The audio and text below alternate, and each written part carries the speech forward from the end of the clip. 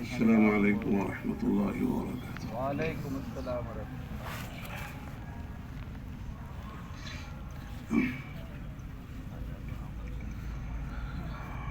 الحمد لله نحمده ونستعينه ونستغفره ونؤمن به ونتوكل عليه ونعوذ بالله من شرور أنفسنا ومن سيئات أعمالنا من يهده الله فلا مضل له ومن يضلل فلا هادي له ونشهد أن لا إله إلا الله وحده لا شريك له ونشهد أن سيدنا وشفيعنا وحبيبنا محمدا عبده ورسوله صلى الله عليه وعلى آله وأصحابه وبارك وسلم تسليما كثيرا كثيرا. أما بعد فأعوذ بالله من الشيطان الرجيم. ومن أحسن قولا ممن دعا إلى الله وعمل صالحا وقال إنني من المسلمين. وقال النبي صلى الله عليه وسلم طوبى لعبد جعله الله مفتاحا للخير ومغلاقا للشر. وقال عليه الصلاة والسلام من خاف أدلج ومن أدلج بلغ المنزل ألا إن سلعة الله غالية ألا إن سلعة الله الجنة أو كما قال عليه الصلاة والسلام.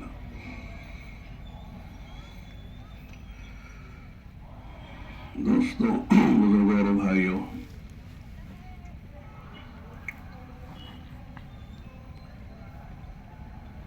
دعوت کا مقصد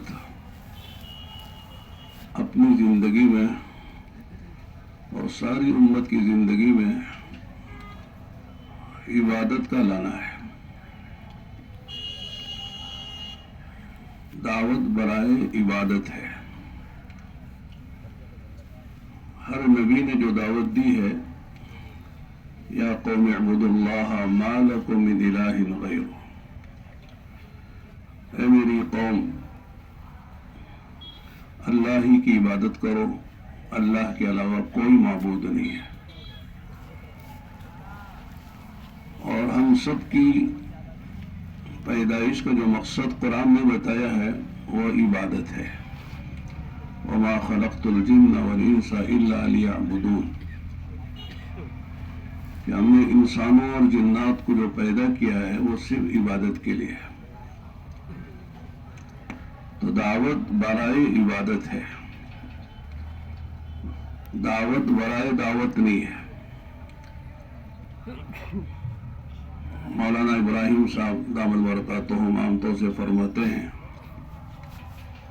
ایک طریقہ کار ہوتا ہے، ایک مقصد کار ہوتا ہے. طریقہ کار میں کمی بیشی 19-20 آگے پیچھے ہو سکتا ہے، لیکن مقصد کار میں فرق نہیں ہے. طریقہ کار مختلف ہو سکتے ہیں لیکن مقصد کار بدلتا نہیں ہے. تو آدمی دعوت میں چل رہا ہے تو یہ دیکھے کہ میری اپنی زندگی میں عبادت کا ذوق کتنا پیدا ہو، اللہ سے تعلق کتنا پیدا ہوا. اس لیے کہ دعوت کی تاثیر یہ ہے کہ داعی کے اندر فکر آخرت پیدا ہوتا ہے، اللہ کا تعلق ملتا ہے. جتنا فکر آخرت پیدا ہو رہا ہے اور اللہ کا تعلق مل رہا ہے تو اس کا مطلب ہے کہ دعوت مؤثر ہے، دعوت ہمارے اندر اتر رہی ہے. لیکن صرف چلت پھرت ہے، 4 مہینے چلا اندرون بیرون 2.5 گھنٹے 4 گھنٹے 8 گھنٹے، لیکن آخرت کا فکر نہیں ہے. اللہ کا تعلق خلوت و جلوت میں نہیں ہے. اس کا مطلب ہے کہ چلت پھرت ہو رہی ہے، جو مقصود ہے وہ پورا نہیں ہو رہا ہے. مقصود حاصل نہیں ہو رہا ہے. اس لیے فرماتے ہیں کہ مطمئن کبھی مومن اور خاص طور سے داعی نہیں ہوتا ہے. اطمینان جو ہے وہ آدمی کے تنزل کی علامت ہے کہ آدمی نیچے جا رہا ہے. اور اگر آدمی کو فکر ہے کہ ابھی وہ بات حاصل نہیں ہوئی، ابھی وہ بات حاصل نہیں ہوئی جو مقصود ہے، جو مطلوب ہے، تو گویا کہ آدمی اوپر جا رہا ہے، ترقی ہو رہی ہے. صحابہ کی زندگی ہم دیکھتے ہیں، یعنی کہ سارے صحابہ داعی تھے. ایک صحابی ایسا نہیں ہے جس نے دعوت کو مقصد نہ بنایا ہو. سب جانتے تھے کہ ہمارا مقصد زندگی کا عبادت کے ساتھ دعوت ہے. لیکن ہر صحابی اپنے بارے میں غیر مطمئن تھا کہ صاحب ہم نے بہت کر لیا ہے، بہت کام ہو گیا ہے، بہت مقام پہ پہنچ گئے ہیں، اب مزید کی ضرورت نہیں ہے. ایسی ایک صحابی میں بات نہیں ملتی. ہم عام طور سے عرض کرتے ہیں بخاری شریف میں کتاب الایمان ہے، کل 98 کتابیں ہیں بخاری شریف میں، 2 جلدوں میں 98 کتابیں ہیں. اس میں پہلی کتاب کتاب الایمان ہے اور آخری کتاب کتاب التوحید ہے. گویا کہ شروع میں بھی ایمان ہے اور آخری میں بھی ایمان ہے. علماء لکھتے ہیں کہ کتاب التوحید بھی کتاب الایمان ہی ہے. تفنن کے لیے امام نے عنوان بدلا ہے، ورنہ کتاب الایمان سے شروع کیا ہے، کتاب الایمان پہ ختم کیا ہے. تو کتاب الایمان میں جو شروع کی کتاب الایمان ہے اس میں ابن ابی ملیکہ ایک صحابی ہیں، تابعی ہیں. وہ کہتے ہیں کہ میں نے اپنی زندگی میں 30 صحابہ سے ملاقات کی ہے. کتنے صحابہ سے؟ 30 صحابہ سے. حضرت اسماء، حضرت عائشہ، حضرت ابو ہریرہ، حضرت عبداللہ بن مسعود، بڑے بڑے صحابہ سے جو فقہاء صحابہ کہلاتے تھے. صرف وہ راوی اور محدث نہیں تھے، فقہاء تھے، مفتیان کرام جن کو فتویٰ دینے کی اجازت تھی. فرماتے ہیں کہ ہر صحابی کے بارے میں نے یہ دیکھا کہ وہ اپنے بارے میں ڈر رہے تھے کہیں منافق تو نہیں ہوئے. نفاق کا ڈر تھا. اس لیے حضرت حسن بصری رحمۃ اللہ علیہ فرماتے ہیں کہ مومن مطمئن نہیں ہوتا اور منافق جو ہے وہ مطمئن رہتا ہے. مومن ہمیشہ ڈرتا رہتا ہے، پتہ نہیں کیا ہوگا کیا ہوگا، اور منافق اطمینان کے ساتھ رہتا ہے. اور حدیثوں میں اس کی مثال دی گئی ہے سمجھانے کے لیے کہ مومن سے تھوڑی بھی چوک ہوتی ہے، بھول ہوتی ہے، ضم جسے کہتے ہیں، گناہ صغیرہ جو آدمی کے اعمال صالحہ سے معاف ہو جاتے ہیں. ان الحسنات یذہبن السیئات. قرآن کہتا ہے کہ بہت سارے گناہ بندوں کے نیکیوں سے معاف ہو جاتے ہیں، اسے پتہ بھی نہیں چلتا ہے. وضو کر رہا ہے تو گناہ معاف ہو رہے ہیں، مسجد کے لیے آ رہا ہے تو گناہ معاف ہو رہے ہیں، نماز پڑھ رہا ہے تو گناہ معاف ہو رہے ہیں، کوئی بھی صدقہ دے رہا ہے تو گناہ معاف ہو جا رہے ہیں. تو ایسا چھوٹے سے چھوٹا گناہ جس کو عربی میں ضم کہتے ہیں، جس کی جمع ذنوب آتی ہے، وہ گناہ بھی ان سے اس طرح ہو جاتا تھا. تو ایسے ڈرتے تھے جیسے پہاڑ کے دامن میں بیٹھے ہوں اور پہاڑ ان پر گرنا چاہتا ہو. اتنا ڈر ان کو ہوتا تھا گناہوں سے. اور منافق کے بارے میں لکھا ہے، حدیث کہتی ہے کہ وہ گناہ ایسے کرتا ہے بے پرواہی کے ساتھ کہ جیسے ناک پہ کوئی مکھی بیٹھی اڑا دیا، پھر بیٹی اڑا دیا، کوئی پرواہی نہیں اسے. تو فرمایا کہ اندر ڈر اور خوف کا پیدا ہونا یہ علامت ہے آدمی کے ترقی کرنے کی. اطمینان آدمی کے لیے یعنی زوال اور تنزل کا سبب ہے. تو میں اس کر رہا تھا کہ دعوت برائے عبادت ہے، عبادت کا ذوق پیدا ہو. ابھی ہم لوگ پچھلے مہینے راوڑ میں تھے، جہاں تقریباً 107 ملکوں کے شورا کے لوگ بھی آئے تھے. پوری دنیا میں تقریباً 120 ملک ہیں جہاں مسلمانوں کی بڑی آبادی کم و بیش ہوتی ہے. ان میں سے 107 ملکوں کے لوگ آ گئے، اور تقریباً ہر ملک کی شورا کے اور وہاں کے صف اول کے لوگ بھی تھے، اپنے مشوروں کے لیے آئے تھے. حضرت مولانا ابراہیم صاحب دامت برکاتہم نے جب مشورہ شروع ہوا تو شروع میں حضرت کی ہم سے بات ہوتی ہے. جب پورے 3 دن کا امور کا مشورہ ہوتا ہے تو ایک بڑا مجمع ہوتا ہے، تینوں ملکوں کے لوگ ہوتے ہیں، پھر دوسرے ملکوں کے جو ذمہ دار ہوتے ہیں، ان کے شورا، ان کے فیصل، ذمہ دار سب کے سامنے. تو حضرت نے یہ بات فرمائی کہ دیکھو، ہماری دعوت کا جو مقصد ہے وہ یہ کہ آدمی میں فکر آخرت پیدا ہو جائے. ہر آدمی کو اپنی آخرت کا فکر ہو. ہم کسی پر احسان نہیں کر رہے ہیں، اپنی ذات پر احسان کر رہے ہیں. 4 مہینے جا رہے ہیں، 4 ملکوں میں جا رہے ہیں، اندرون جا رہے ہیں، بیرون جا رہے ہیں، مشورے کر رہے ہیں، اجتماع میں آ رہے ہیں. جو بھی ہمارے قربانیاں جانی، مالی، علمی صلاحیتوں کی قربانیاں ہیں، وہ سب جو ہے اس لیے ہے کہ فکر آخرت پیدا ہو. اور فکر آخرت کے پیدا ہونے کی دلیل یہ ہے کہ آدمی کے اندر عبادت کا ذوق و شوق پیدا ہو جائے.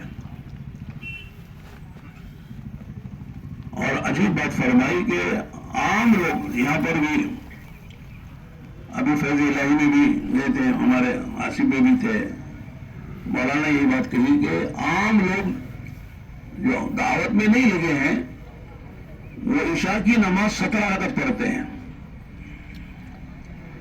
اور ہم لوگ کتنے پڑھتے ہیں؟ کتنے پڑھتے ہیں آپ؟ 17 پڑھتے ہیں؟ 9 پڑھتے ہیں. شروع کے 4 تو چھوڑ ہی دیتے ہیں، اور یہ کہہ کر چھوڑتے کہ صاحب کوئی سنت موقعہ تو نہیں ہے نا. نہیں، یعنی یہ جو اصطلاحات ہے، سنت موقعہ، غیر موقعہ، نفل، ان اصطلاحات نے بھی نقصان پہنچایا ہے. فرض بھی نہیں ہے، واجب بھی نہیں ہے، سنت ہے لیکن غیر موقعہ ہے. اس کی زیادہ تاکید نہیں ہے، پڑھے چلتا ہے، نہ پڑھے تب بھی چلتا ہے. پھر فرض کے بعد 2 رکعت سنت پڑھ کے فوراً وتر پڑھ لیتے ہیں، حالانکہ سنت کے بعد 2 رکعت اور ہیں، اس کے بعد وتر ہے، پھر وتر کے بعد پھر 2 رکعت ہیں. اس طرح پورے 17 رکعتیں ہیں.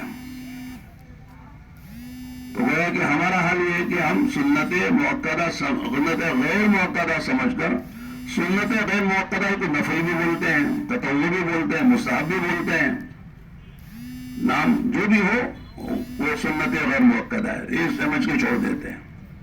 اور بہت سے لوگ جو ماشاءاللہ عبادت کا ذوق رکھتے ہیں وہ 17 رکعت اہتمام سے پڑھتے ہیں.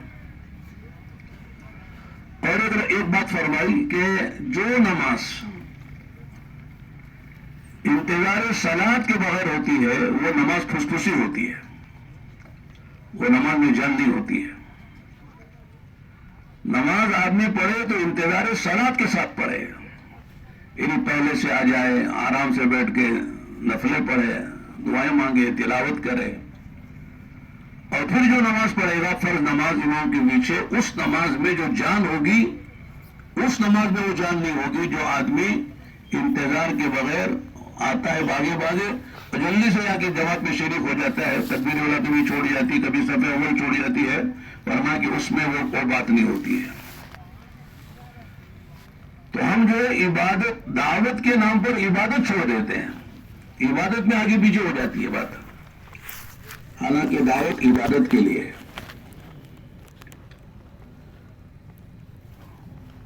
حضرت سعید بن مسیب کی بات بار بار سناتے ہیں.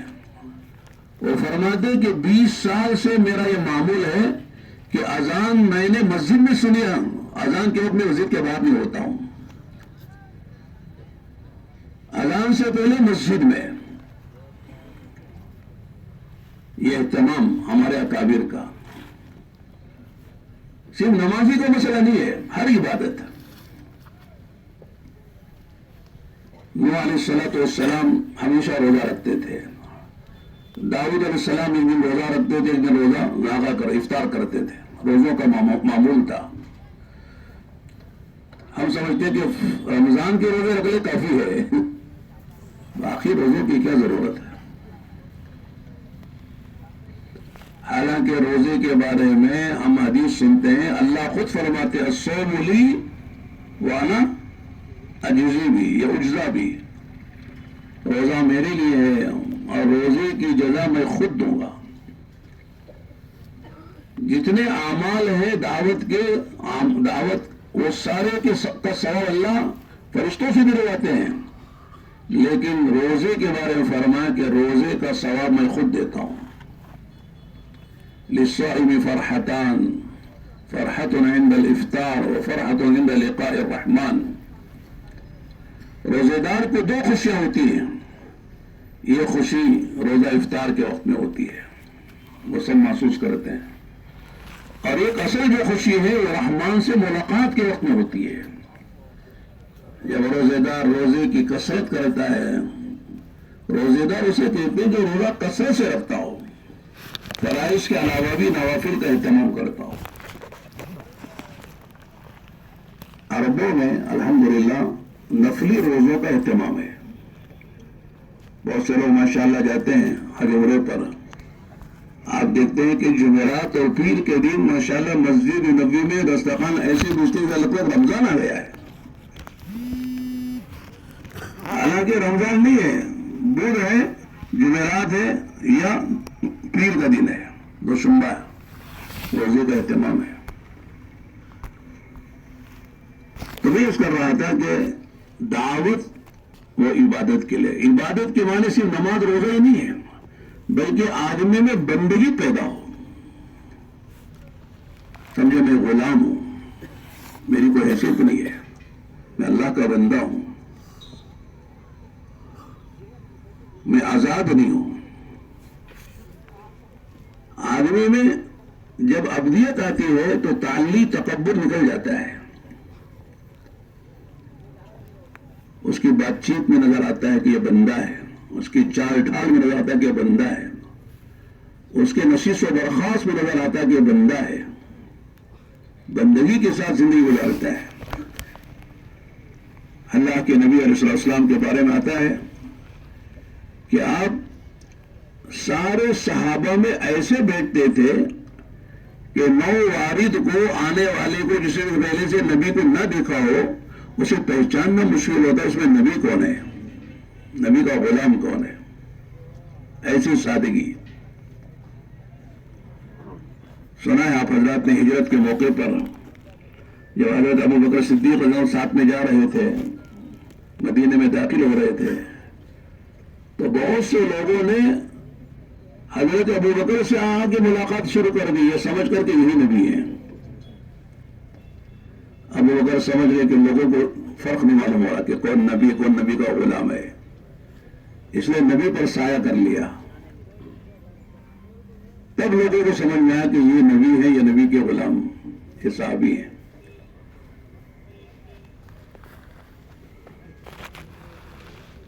آپ ایسے بیٹھتے تھے صحابہ کے درمیان میں کہ صاحب جو ہے جیسے کہتے ہیں نا، جیسے آپ آدمی بیٹھتا ہے تو ایک ناز سے انداز سے بیٹھتا ہے، آنے والے کو فوراً سمجھ میں آتا کہ یہ فلاں یا فلاں ہیں. پیر بھی آگے نہیں ہوتا تھا. ایک ہاتھ سے مسافہ، مسافے کا مذاق ہے. مسافہ 2 ہاتھوں سے ہوتا ہے اور 2 ہاتھوں کی سنت ہے.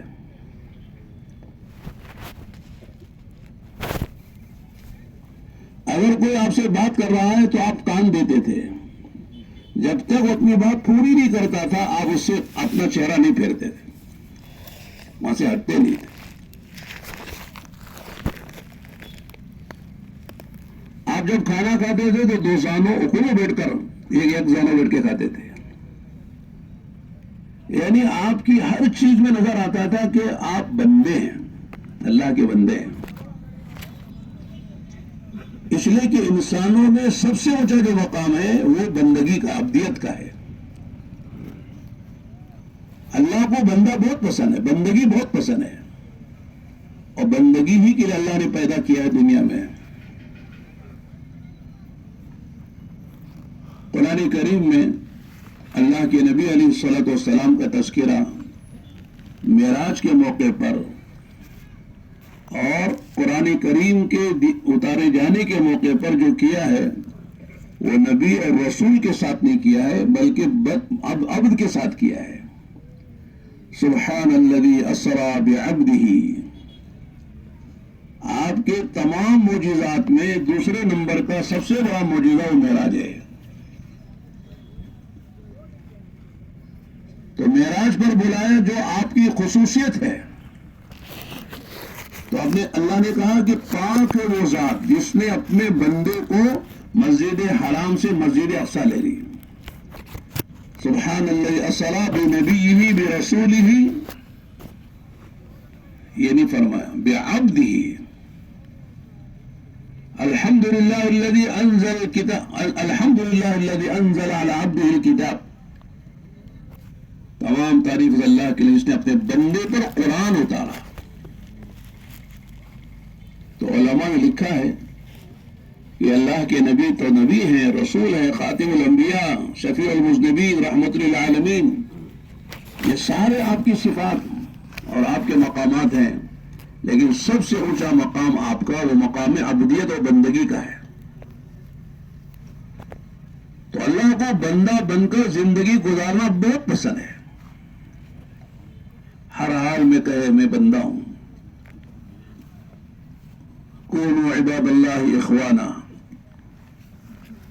فرمایا کہ اللہ کے بندے بن کر رہو اور آپس میں بھائی بھائی بن کر رہو۔ جیسے ایک بھائی دوسرے بھائی کے ساتھ ملا جلا رہتا، گلا ملا رہتا ہے، ایک دوسرے کی کوئی شان و شوکت نہیں ہے کسی بھی بنیاد پر، اس طرح بھائی بھائی بن کر رہو اور اللہ کے بندے بن کر رہو۔ جو کچھ ہمارے پاس ہے وہ ہمارا نہیں ہے نا، ہمارا ہے، کس کا ہے؟ اللہ کا دیا ہوا ہے۔ اپنی کوئی چیز ہو تو آدمی ناش کرے،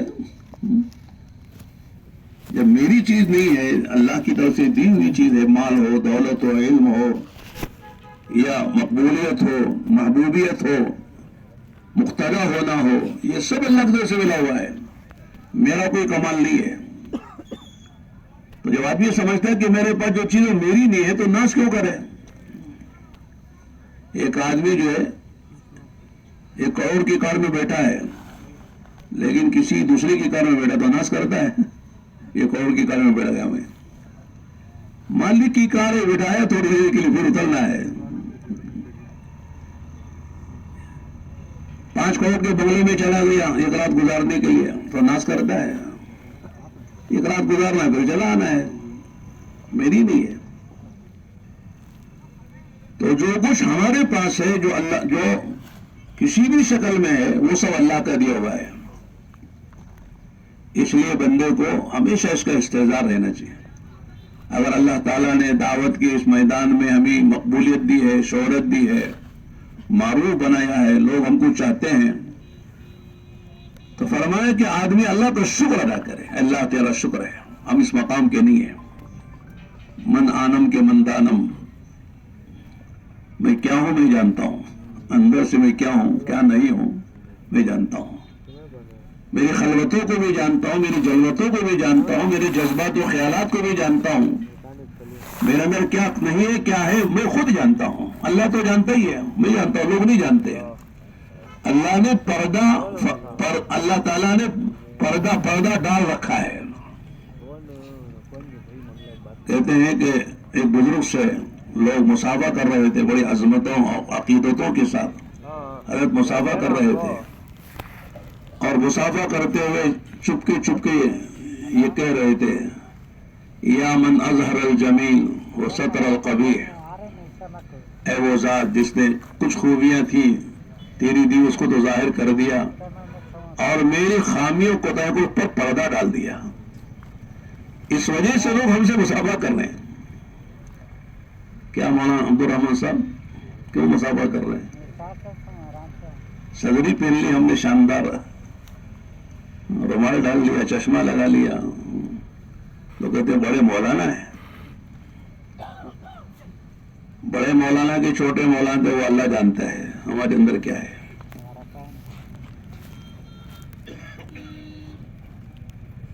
ہر وقت آدمی کو اپنی کمی کا احساس ہو. ہم 6 نمبر 20 سال 30 سال سے بول رہے ہیں نا، ایک نمبر آیا ہمارے اندر جو یقین کی بات ہم کرتے ہیں کہ کرنے والی ذات اللہ کی ہے. جب حالات آتے ہیں تو مخلوق کی طرف بڑھ جاتے ہیں، نہیں جاتے فلاں لیڈر سے ہوگا، فلاں پارٹی سے ہوگا، فلاں مالدار سے ہوگا، فلاں ڈاکٹر سے ہوگا، فلاں سے ہوگا. مخلوق فوراً ذہن میں آتی ہے. کوئی بھی حال آئے بندے کا یقین کی بات یہ کہ فوراً متوجہ اللہ ہو، اللہ کی طرف متوجہ، اللہ سے مانگے.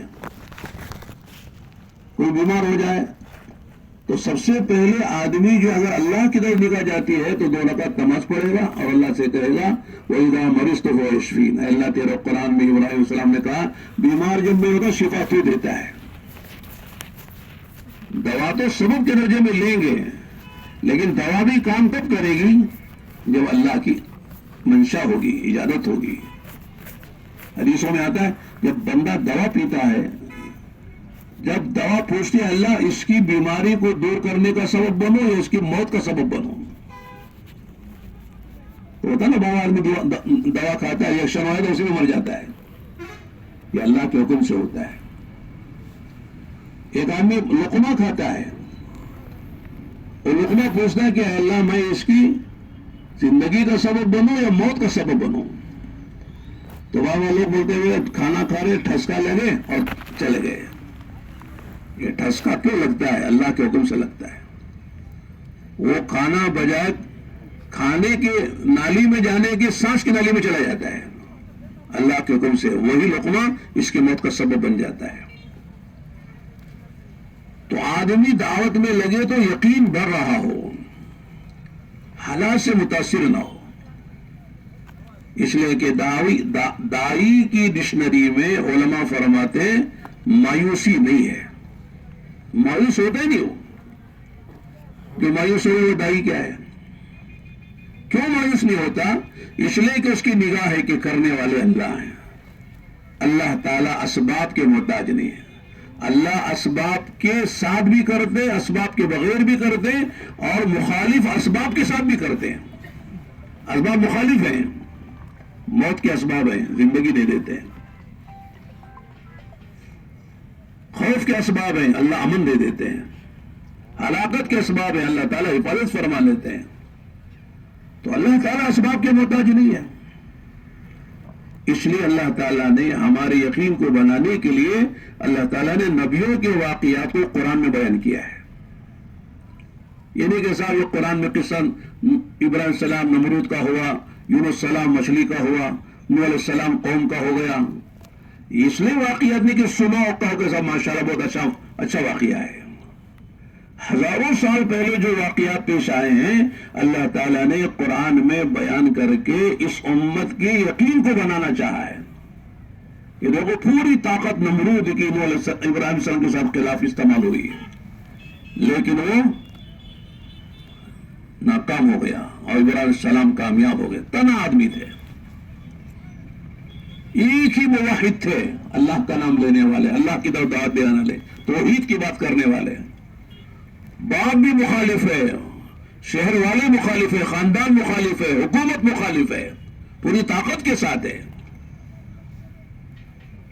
آگ میں ڈالے جا رہے تو جبرائیل آ رہے فرشتوں کو لے کر، لیکن انہوں نے کہا کہ فرشتوں جبرائیل اللہ کی جو مرضی ہوگی وہی ہوگا. اللہ کی مرضی جلانے کی تو جل جائیں گے. اللہ کو بچانا ہے تو جبرائیل کی بھی ضرورت اللہ کو نہیں ہے. اللہ اس کے بغیر بھی بچائیں گے. جب اس درجے کا یقین ہوتا ہے تو پھر اللہ کی طرف سے ایسی مدد آتی کہ سوچا نہیں جا سکتا ہے. قلنا کیا صیغہ ہے قرآن کا. قلنا اس کو کہتے ہیں شاہی حکم. بادشاہ جو ہے وہ متکلم کا صیغہ استعمال، واحد متکلم کا صیغہ استعمال نہیں کرتا، جمع متکلم. ہم نے کہا. اللہ کتنے ہیں؟ ایک ہی تو ہیں.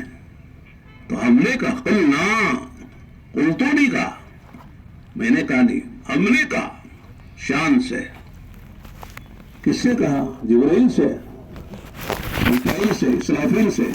کس سے کہا؟ آگ سے کہا. یا نار. اگر آج کے زمانے میں کوئی کہ صاحب اے آگ یہ کر تو کوئی پاگل ہو گیا ہے. آپ نے سنتی ہے کیا؟ سمجھتی ہے کیا؟ شعور ہے اس میں. اللہ نے سمجھایا کہ یہ آگ ہماری مخلوق ہے اور ہمارے حکم کی پابند ہے. پیدا کرنے کے بعد یہ نہیں کہ صاحب وہ آزاد ہوگی جو چاہے کرے، اب وہ جلانا تو جلاتی رہے گی. جیسے اپنے پیدائش میں ہماری محتاج ہے، اپنے نفع و ضرر میں بھی ہماری محتاج ہے. ہم جو کہیں گے وہ کرے گی. یا نار کونی بردا وسلاما علی ابراہیم. یہ واقعہ ہو کہ نہیں ہوا؟ قرآن بیان کر رہا ہے. ابراہیم علیہ السلام بچے کہ نہیں بچے؟ نوح علیہ السلام 950 سال محنت کے بعد جب قوم نے جھٹلایا، فَكَذَّبُوهُ وَقَالُوا مَجْنُونٌ وَازْدُجِرَ. یہ 3 لفظ آئے ہیں سورہ قمر میں. قوم نے نوح علیہ السلام کی تکذیب کی، مجنون کہا اور دھمکیاں دی. یہ سب ہوگا. بتایا کہ لوگ مجنون بھی کہیں گے، تکذیب بھی کریں گے، دھمکائیں گے بھی، ڈرائیں گے بھی. تو متاثر نہیں ہونا. جس نے تم کو بھیجا ہے، جس کا تم کام کرو، اس کی طرف متوجہ ہو جاؤ. اس سے کہو، اس کو اپنا دعا سناؤ کہ اللہ میرے ساتھ یہ ہو رہا ہے، میں تیرے کام کے لیے آیا ہوں. لوگ مجھے پاگل کہہ رہے ہیں، لوگ مجھے ڈرارے دھمکارے مار دیں گے، ختم کر دیں گے. فدعا ربہ انی مغلوب فانتصر. کتنا چھوٹا جملہ ہے. مولانا ابراہیم صاحب دامت برکاتہ عام طور سے اور میں دیکھو کتنی چھوٹی دعا ہے. اپنے رب کو پکارا. فدعا ربہ انی مغلوب فانتصر. اے اللہ میں ستایا گیا ہوں، دبا دیا گیا ہوں. اے اللہ تو ہی سمجھ لے. اب تو کیسے سمجھے گا تو جانے. تجھے کیسے مجھے بچانا ہے، کیسے ان کو ہلاک کرنا ہے، تو ہی جانے. تو اللہ نے کہا کشتی بناؤ. اب ہم ہوتے تو کشتی بنانے کا کیا مطلب ہے؟ کہاں چلے گی کشتی؟ کون سا دریا ہے، کون سا سمندر ہے؟ اس لیے کہتے ہیں دائی وہ کرے جو حکم ہو جائے. پھر وہ کال نہ کرے یہ کیوں، وہ کیوں، ایسا کیوں، ایسا کیوں. جو ہم کہیں وہ کرو، باقی دیکھو تماشا کیا ہوتا ہے. قوم نے تو یہی مذاق اڑایا تھا کہ اب تک تو کہہ رہے تھے میں اللہ کا نبی ہوں، اللہ کا رسول ہوں، پیغام لے کر آیا ہوں. آپ کشتی بنائے، کب سے بڑھائی بن گئے، نجار کب سے بن گئے. یہ چلے گی کہاں ریگستان میں؟ اللہ نے کہا بناؤ، ان کو مذاق اڑانے دو. ایک وقت وہ آئے گا کہ تم ان کا مذاق اڑاؤ گے. کشتی بن گئی، سوار ہو گئے اور طوفان آیا. تنور سے پانی نکلا، آسمان سے پانی برسا، زمین و آسمان کا پانی ایک جگہ جا کے مل گیا. چوٹی پر جانے والا کنعان، نوح علیہ السلام کا بیٹا کنعان، وہ کہہ رہا تھا چوٹی پہ جا کے بچ جاؤں گا. وہاں تک پانی کیسے آئے گا؟ دنیا والوں کو صرف دنیا ہی سمجھ میں آتی ہے. یہ کیسے ہوگا، وہ کیسے ہوگا، وہاں تک کیسے ہو جائے گا. لیکن جو دین کا دائی اور یقین والا ہوتا ہے، کہتا ہے اللہ کی قدرت سب کچھ کر سکتی ہے، اللہ کی قدرت سے کوئی چیز باہر نہیں ہے.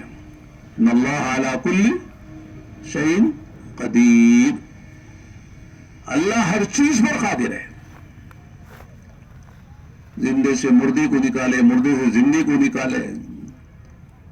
اللہ کے لیے کون سی چیز مشکل ہے؟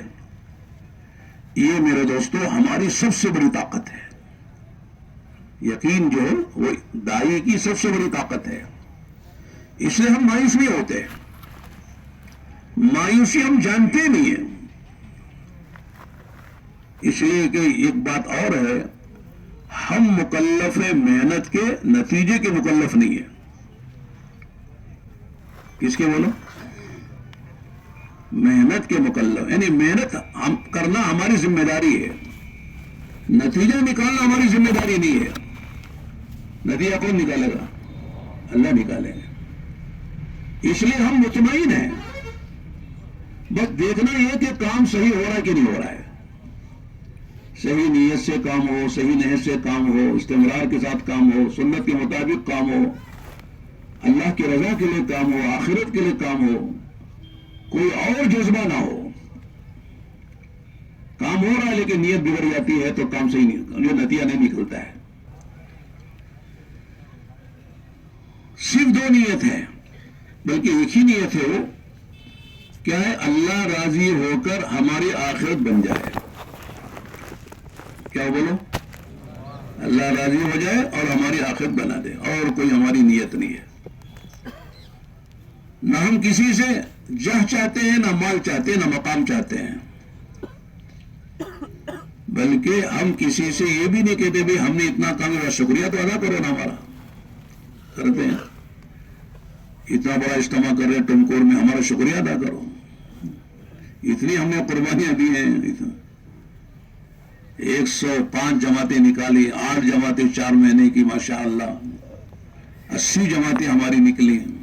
باہر کی 25 جماعتیں آگے کام کیا. لہذا 80 جماعتیں معمولی بات ہے. ہم شکریہ بھی نہیں چاہتے، کہتے اللہ تیرا شکر ہے، ہم نے کیا کیا؟ جو کچھ کیا وہ تو نے کیا ہے، تیرے کرم سے ہوا ہے. ہم کیا ہیں؟ ہماری حیثیت کیا ہے؟ اللہ کی توفیق کے بغیر بندہ سبحان اللہ بھی نہیں بول سکتا. بول سکتا ہے؟ میں ہم تو سے مثال دیتا ہوں. اذان ہوتی ہے تو سننے والوں کو کیا حکم ہے؟ اذان کا جواب دو. اور جواب میں حی علی الصلاح حی علی الفلاح جب کہتا ہے مؤذن تو کیا کہنا چاہیے؟ لا حول ولا قوت الا. اب بہت سے لوگوں کو پوچھتے بھی کہ کیوں لا حول پڑھتے ہیں، تو بہت سے لوگ بتاتے نہیں. بہت سے لوگ کہتے ہیں شیطان کو بھگانے کے لیے. بولو، شیطان کو بھگانے کے لیے؟ شیطان تو بھاگا ہوا ہے. حدیث میں آتا ہے کہ شیطان جب اذان شروع ہوتی ہے تو اذان کی سننے کی تاب نہیں لاتا. ہو بہت دور جہاں تک چلا جہاں اذان کی آواز نہ آ رہی ہو، اسے ہمت نہیں اذان کی آواز سننے کی، بھاگ جاتا ہے. پھر لاہور کیوں پڑھ رہے ہیں؟ شیطان کو بھگانے کے لیے جو کہا گیا ہے وہ اعوذ باللہ من الشیطان الرجیم، فاذا قرأت القرآن فاستعذ باللہ من الشیطان الرجیم. جب قرآن پڑھو تو اعوذ باللہ پڑھو.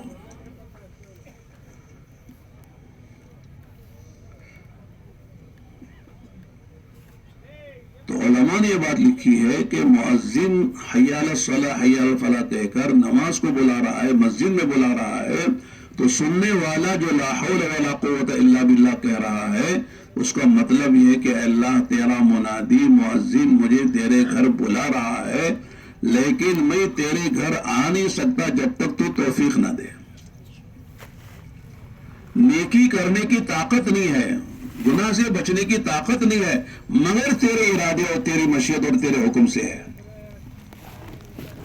مسجد کے پڑوس میں ہماری دکانیں ہوتی ہیں، گھر ہوتا ہے، ہمارے کان میں مؤذن کی آواز گھس رہی ہے، ہم صحت مند ہیں، فرصت میں ہیں، لیکن مسجد میں تب آئیں گے جب اللہ توفیق دیں گے.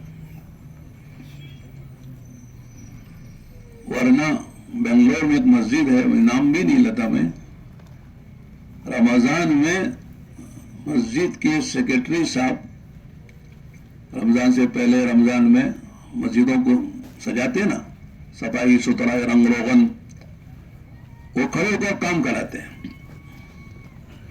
اذان ہوتے ہی بغل میں گھر ہے چلے جاتے ہیں، اور نماز ہونے کے بعد پھر آ کے کام کراتے ہیں، نماز نہیں پڑھتے.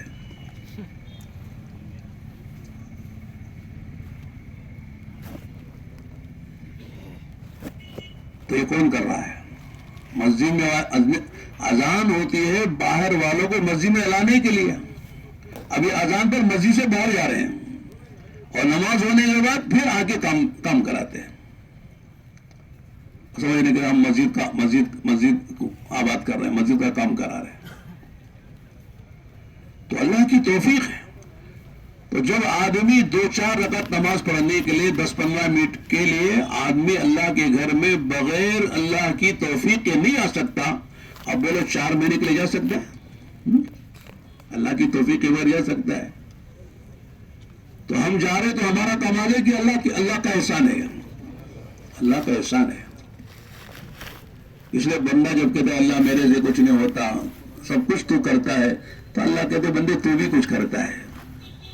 جب بندہ کہتے کہ میں نے بہت کچھ کیا، اللہ کہتے کیا کیا ہے؟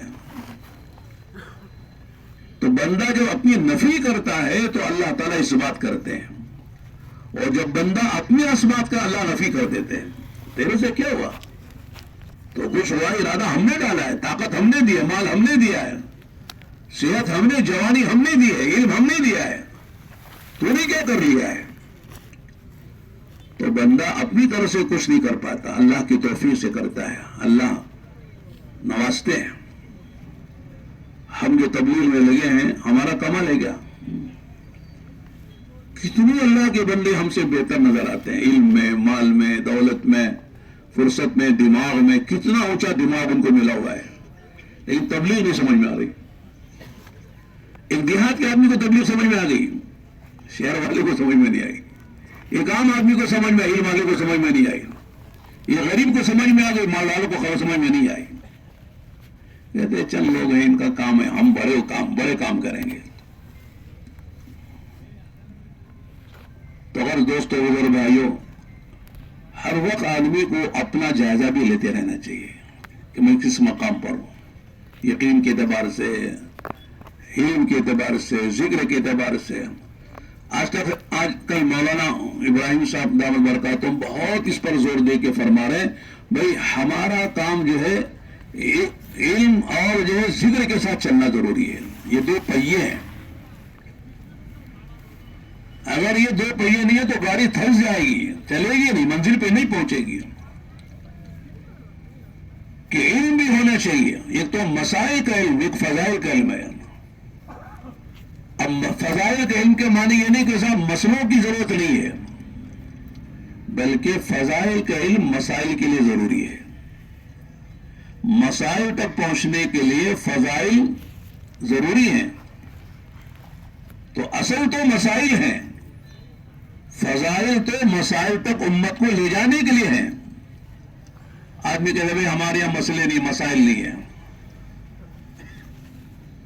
مسئلہ ایسا نہیں ہے، فضائل بھی ہے، مسائل بھی. فرق یہ ہے کہ فضائل اجتماعی ہیں اور مسائل انفرادی ہیں. کیوں؟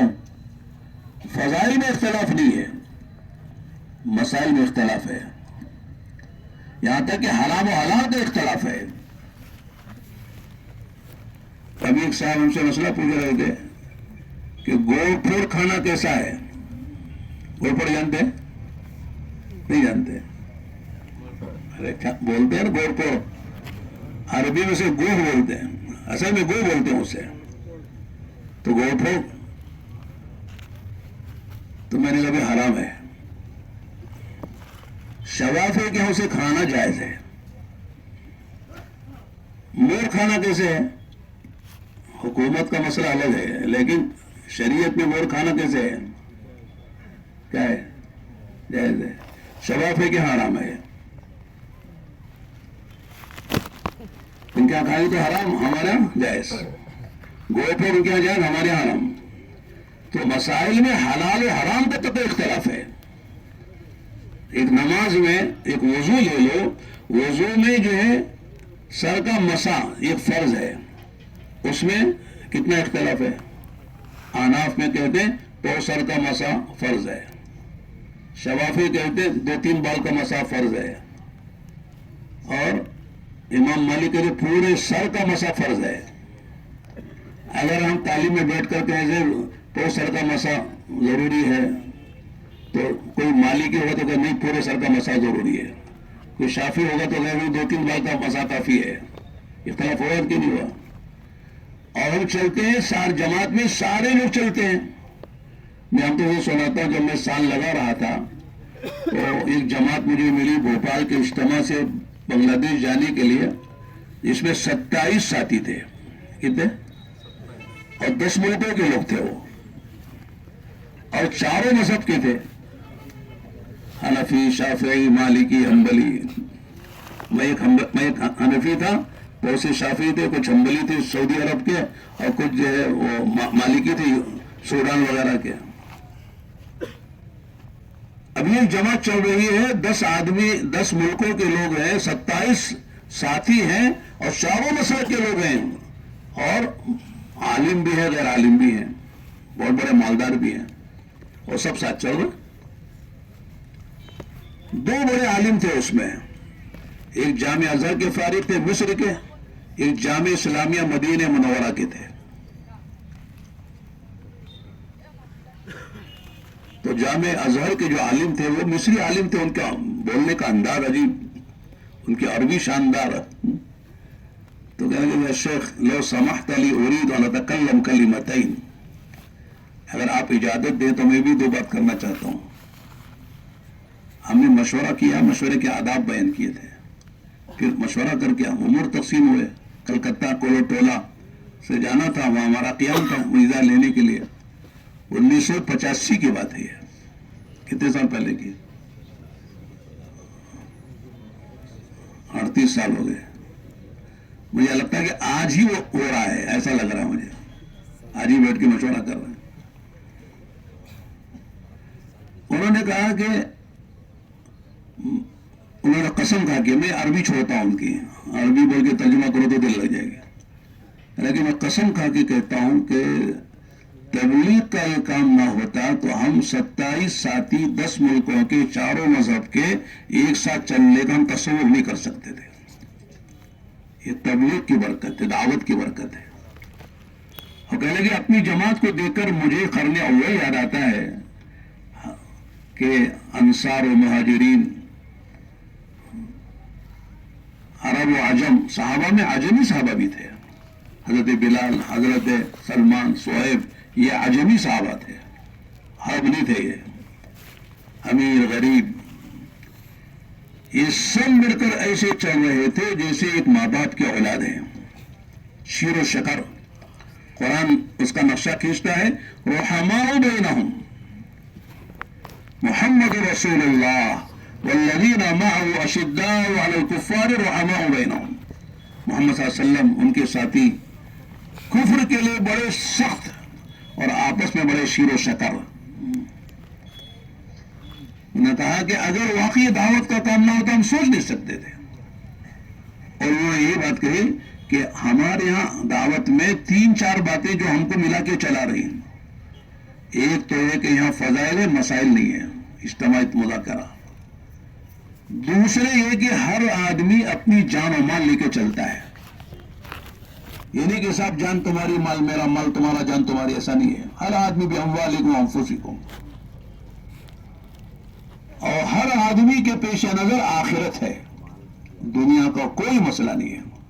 لا نريد منکم جزاء ولا شکورا، یہ قرآن کہتا ہے نا سورہ بحر میں کہ سب کرتے ہیں ایمان والے، لیکن وہ کسی سے کیا بدلہ چاہیں گے؟ شکریہ بھی نہیں چاہتے. شکریہ ہوتا ہے یہاں کہ مولانا بہت دور سے بڑی مشقت برداشت کر کے ہماری حقیر سی دعوت پر تشریف لائے، ہم دل کی گہرائیوں سے حضرت کا شکریہ ادا کرتے ہیں. ہے کوئی اس طرح؟ نہ تعارف ہے نہ شکریہ ہے. اس لیے کہ آمدوں سے پہلے تعارف ہوتا ہے اور بعد میں کیا ہوتا ہے؟ شکریہ ادا ہوتا ہے. تعارف بھی نہیں، شکریہ بھی نہیں. بڑے بڑے مجمع، ابھی فاروق بھی بتا رہے تھے کہ بنگلہ دیش سے واپس آئے ابھی 2 دن پہلے. ابھی ہمارے ہوسکٹا کا جو اجتماع ہے، آخری اجتماع ہے، اس کا یعنی کام شروع ہوا، دعائیا مجلس تھی. تو وہاں کچھ خواص آئے تھے، ان سے بتا رہے تھے کہ بنگلہ دیش میں صرف پرانے ان کا جوڑ ہوا ہے. یعنی بیچ میں کئی دن تک، کئی سالوں تک وہ کئی 8 کیا، پھر 6 کیا، پھر 4 کیا، اور پھر اللہ تعالیٰ نے ان کو ایک جگہ دی تو ایک جوڑ ایک جگہ ہو گیا پورے پرانوں کا. ہمارے سارے اکابر گئے. بتا رہے تھے کہ صرف 4 مہینے دیے ہوئے ساتھی، اس میں چلے والا کوئی نہیں، 1.5 لاکھ ساتھی جمع ہوئے تھے. 1.5 لاکھ 4 مہینے. اس میں اور بھی کتنے نہیں آ سکے تو 1.5 لاکھ ساتھی آئے ہوئے تھے. اور کئی ملکوں کے تقاضے بھی سامنے آئے. اور اس میں بات کون کر رہے ہیں؟ ہمارے اکابر، مولانا ابراہیم صاحب، مولانا اللہ صاحب، فاروق بھائی، مولانا اسماعیل صاحب، مولانا عثمان کاکوسی صاحب، عبد الرحمان صاحب، مولوی فرید صاحب. یعنی بہت سے لوگ وہ ہیں جو مولانا ابراہیم صاحب، مولانا اللہ صاحب، فاروق بھائی کو جانتے ہیں، باقی لوگوں کو نہیں جانتی قوم. پوچھتے ہیں کون یہ بیان کرے نا، شاندار بیان کیا. تعارف بھی نہیں ہوتا ہے، کون بات کر رہے ہیں. پرانے لوگ جانتے ہیں، نیا مجمع کہاں جانتا کون بات کر رہا ہے. تعارف نہیں ہوتا، شکریہ ادا نہیں ہوتا. لا نريد منکم جزاء. ہمارے یہاں دیکھو تعارف صرف اللہ کی ذات کا ہے، نبی کا ہے، آخرت کا فکر دلایا. 3 کام کے تحت ہمارا کام گھومتا ہے: اللہ، رسول اور آخرت. کسی کی شخصیت کی طرف نہیں. اللہ کا تعارف ہوگا، نبی کا تعارف ہوگا، آخرت سمجھائی جائے گی، اور کچھ نہیں ہے. اور اسی کے لیے ہم کو کام کرنا ہے، اللہ کے لیے کام کرنا، اللہ کی رضا کے لیے، آخرت کے لیے کام کرنا ہے. تو کیا کہہ رہا تھا میں؟ ہاں، وہ ساتھی نے کہا کہ ایک تو کام جو ہے آخرت کے لیے ہوتا ہے، ہر آدمی اپنی جان و مال سے کرتا. اور اہم جو بات ہے وہ یہ ہے کہ کام مشورے سے ہوتا ہے. پوری دنیا میں جو کام صحیح نہیں سے جو ہو رہا ہے، کام کی کہ جو ثمرات، برکات، نتائج ظاہر ہو رہے ہیں، اس کی وجہ یہ ہے کہ امت مشورے کے تابع ہو گئی ہے. اور جہاں مشورے سے جو کٹا اور ہٹا، سمجھ لو کہ صاحب اس نے اپنا نقصان کر لیا. میں ہم تو سناتا ہوں، جب میں سال لگا کے واپس ہو رہا تھا تو حضرت مولانا عمر صاحب رحمۃ اللہ علیہ نے استقامت کے لیے جو ان باتوں کی نصیحت کی تھی، ان میں ایک اہم بات یہی فرمائی تھی: بیٹا جا رہے ہو یہ نہ سمجھو کہ صاحب میں نے سال لگایا ہے اور ندوے سے فارغ ہوں اور بڑے بڑے اکابر کا میں نے کی صحبتیں اٹھائی ہیں، ان کے بیانات سنے ہیں، اب مجھے کیا ضرورت ہے اپنے علاقے میں جا کر کسی سے مشورہ کرنے کی، میں خود جو سمجھ میں آگا کام کر لوں گا. کہ نہ، تمہارے علاقے میں جن کو اللہ نے سبقت دی ہے دعوت میں، السابقون الاولون، ان کے مشورے کے ساتھ کام کرو، مشورے کے تحت کام کرو. کوئی کام جو تمہارے دماغ میں آئے اس کو لے کر نہ چلو، بلکہ تمہاری کوئی رائے بنتی ہے تو اپنے بڑوں کے سامنے رکھو، اسے فیصلہ ہو جائے ٹھیک ہے، نہ ہو تبھی ٹھیک ہے، ہو جائے تو خیر ہے، نہیں ہو تو اسی میں خیر ہے. مشورے کے ساتھ جو چلے گا اللہ اسے چلائیں گے، اسے کام لیں گے، اس کی صلاحیتیں اللہ کے دین پر لگیں گی. ورنہ اگر آدمی مشورے سے ہٹ جاتا ہے، چاہے کوئی بھی صلاحیت رکھتا ہو، اس کی صلاحیت اللہ کی دین کی دعوت پر نہیں لگے گی، وہ ضائع ہو جائے گا. اس لیے عرب کہنے لگے کہ دعوت کا کام کی جو حفاظت ہے وہ مشورے کی وجہ سے. مشورے میں آدمی کی صلاحیت حق پر لگ جاتی ہے اور اس کے اندر تواضع پیدا ہوتی ہے، تعلیم نکل جاتی ہے اور وہ اجتماعیت کا سبب بن جاتا ہے. اس لیے کہتے ہیں اپنی صلاحیتوں کو مشورے کے تابع کر کے حق پہ لگاؤ. مولانا ابراہیم صاحب بہت دعا کرتے ہیں: اے اللہ امت کی صلاحیتوں کے برباد ہو جانے سے حفاظت فرما. صلاحیتیں ہیں، یعنی کہ صلاحیتیں نہیں ہیں، بہت صلاحیتیں امت میں. وہاں مثال دیتے وہ حدیث سنا کے الناس کمعادن الذهب والفضة، لوگوں میں ایسی صلاحیتیں ہیں جیسے زمین کے اندر جو کانے ہیں سونے چاندی کی کانے، اس طرح لوگوں میں صلاحیتیں ہیں. ذرا کھودنا پڑتا ہے، ذرا اس کو محنت کرنی پڑتی ہے، صفائی کرنی پڑتی ہے تو سونا سونا بن کے چمکتا ہے، چاندی چاندی بن کر چمکتی ہے، اور پھر لاکھوں کروڑوں میں اس کی قیمت لگتی ہے. اس طرح ہر آدمی میں صلاحیتیں ہیں، ذرا اس کو جو ہے محنت ہم بھی کریں وہ بھی کریں. ماشاءاللہ دنیا میں خرچ کرنے والوں کی کمی نہیں ہے، مال والے بہت ہیں، لیکن مال کہاں لگ رہا ہے؟ دماغ بہت ہے لوگوں کا، لیکن دماغ کہاں لگ رہا ہے؟ بجائے تعمیر کے تخریب پر دماغ لگ رہا ہے، نقصان پر دماغ لگ رہا ہے، مال اللہ کی نافرمانی پہ لگ رہا ہے، منکرات پہ لگ رہا ہے، فضولیات پر رسومات پر مال لگ رہا ہے. اگر صحیح معنوں میں رخ پھر گیا تو سارے مالداروں کے مال کے خرچ کرنے کی جو صلاحیتیں ہیں وہ اللہ کے دین اور حق پر لگ جائیں گی. بہت امت میں ماشاءاللہ ایسی صلاحیتیں اللہ نے دے رکھی ہیں. اور جیسے کہتے ہیں نا، بیان کرنا تو ایک درجے کی ضرورت ہے، بیان مقصود نہیں ہے. جیسے وضو مقصود نہیں ہے، نماز مقصود ہے، لیکن بغیر وضو کے نماز نہیں ہوتی، اس لیے وضو کرنا پڑتا ہے. اس لیے مقصود تشکیل ہے، لیکن ترغیب کے بغیر تشکیل نہیں ہوتی، اس لیے ترغیب دینی پڑتی ہے. اگر تشکیل بغیر ترغیب پہ ہو جائے تو تشکیل کافی ہے ہمارے لیے. بھائی جاؤ یہاں چلے جاؤ، وہاں چلے جماعت وہاں چلے جاؤ، جماعت وہاں چلے جائے، یہ لوگ فلاں چلے جائیں. لیکن ذہن سازی کرنی پڑتی ہے، ذہن بنانا پڑتا ہے، اور اندر سے حوصلوں کو بلند کرنا پڑتا ہے، اس لیے ترغیب دی جاتی ہے. تو ترغیب برائے تشکیل ہے، وضو برائے نماز ہے. اس کے علاوہ امت میں بہت سی استعداد ہے. میں عام طور سے کہتا ہوں کہ ایک آدمی اچھی خدمت کرتا ہے تو واقعی بڑا شاندار ہمارے دعوت کا ساتھی ہو. ایک جماعت میں دو ایک ساتھی خدمت والے ہوں اچھی، پھر دیکھو جماعت کیسے چلتی ہے. 4 مہینے ایسے گزر جاتے ہیں، ایسے لگتا ہے بھائی ابھی آئے تھے چلا بھی نہیں گزرا، 4 مہینے گزر گئے. لیکن ہر ساتھی کا مزاج خدمت لینے کا اور خدمت کرنے کا نہ ہو میری طرح، تو 4 مہینے 4 سال لگیں گے. وہ اس لیے خدمت کا مزاج ہی نہیں ہے. ہر آدمی خدمت لینا چاہتا ہے، مخدوم بنا ہوا ہے. اس لیے ہمارے کہتے ہیں نا، عبادت سے کیا ملتا ہے؟ جنت. خدمت سے خدا ملتا ہے. اللہ کرے بات دل میں اتر جائے. خدمت سے خدا ملتا ہے. خدا ملا تو خدائی ملی کہ نہیں ملی؟ خدا کی رچی مل گئی. اللہ کے نبی علیہ السلام خندق کھود رہے تھے صحابہ کے ساتھ. صحابہ نے کیا کہا؟ اللہ کے نبی ہم کس دن کے لیے ہیں، آپ تشریف فرما ہو ہم کر لیں گے. آپ نے 2 باتیں فرمائی. فرمایا جہاں تک خندق کھودنے کے لیے طاقت کی ضرورت ہے وہ تم سے میں طاقتور ہوں، اور جہاں تک جو ثواب کی ضرورت ہے خندق کھودنے کا ثواب، اس کی مجھے بھی ضرورت ہے. تو طاقت تم سے زیادہ، اس لیے میں کھودنے کا زیادہ مستحق ہوں، اور تم سے زیادہ مجھے ثواب کی ضرورت ہے، اس لیے مجھے خندق کھودنی تمہارے ساتھ.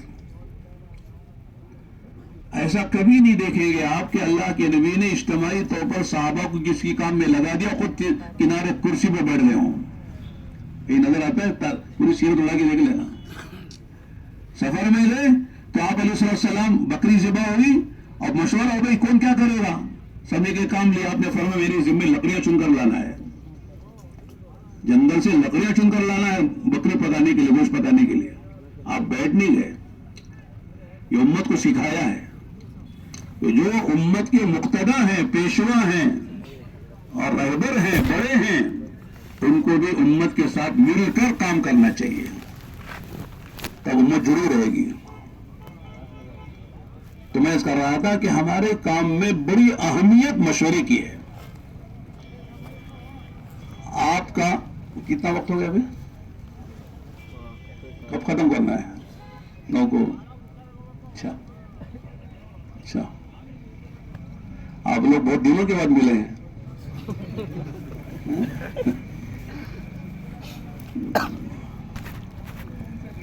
ہاں، ہم سبھی گھر کے لوگ ہیں، میں بھی اسی گھر کا ہوں، ہم اجنبی نہیں ہیں. تو جی چاہتا کہ بیٹھے رہیں.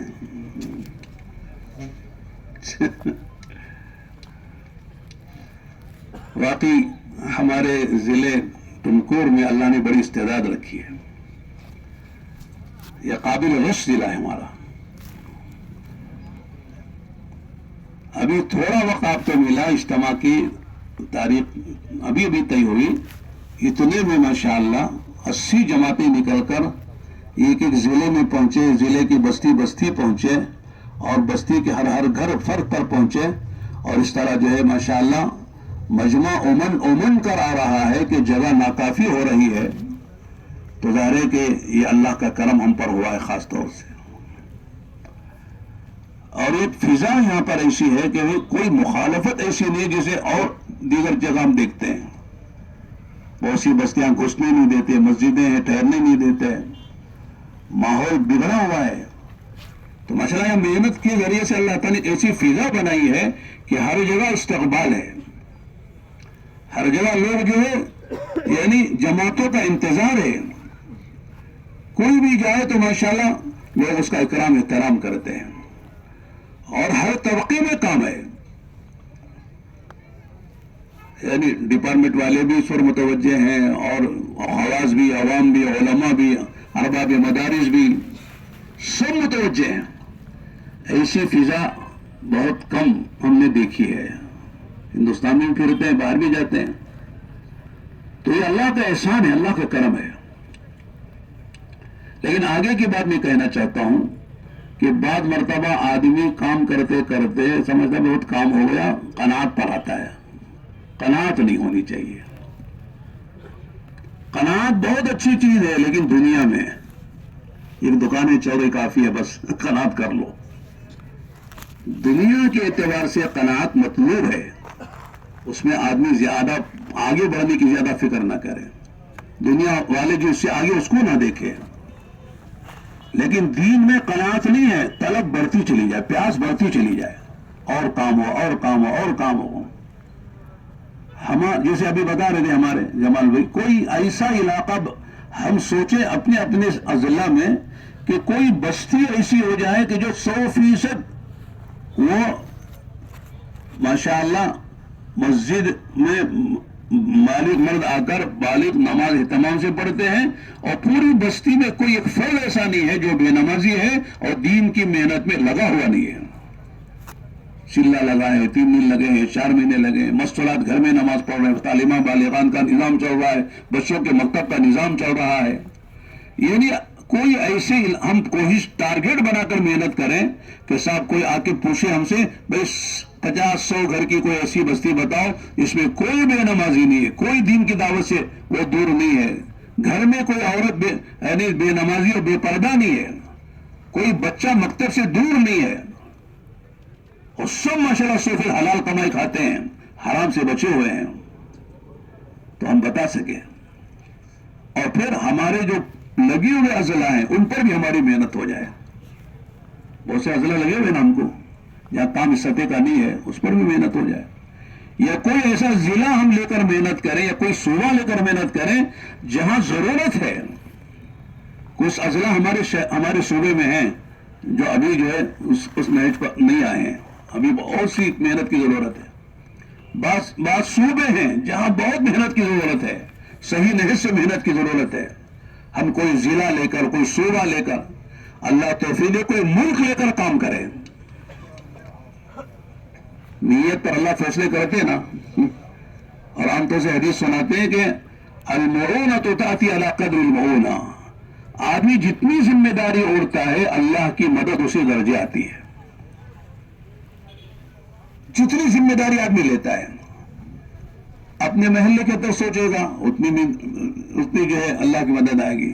شہر کی حد تک، صوبے کی حد تک، ملک کی حد تک، عالمی حد تک. تو جو جتنی نیت کو بلند کرے گا اور جتنے عزائم بلند کر کے کام کرے گا اور جتنے اللہ سے مانگ کر اللہ کی توفیق پر، اللہ تعالیٰ کی قدرت پر بھروسہ کر کے چلے گا، اللہ اس سے کام لیں گے۔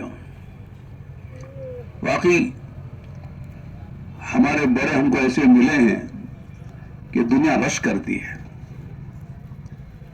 ہم نے دیکھا پڑوس میں ریون میں روزانہ 4-5 گھنٹے پورے 13 دن مشورے ہوتے تھے، بیانات الگ اپنی جگہ، 4-5 گھنٹے بیٹھتے تھے ہمارے بڑے، اور مشورہ چلانے والے اللہ کا کرم ہے ہمارے فاروق بھی تھے۔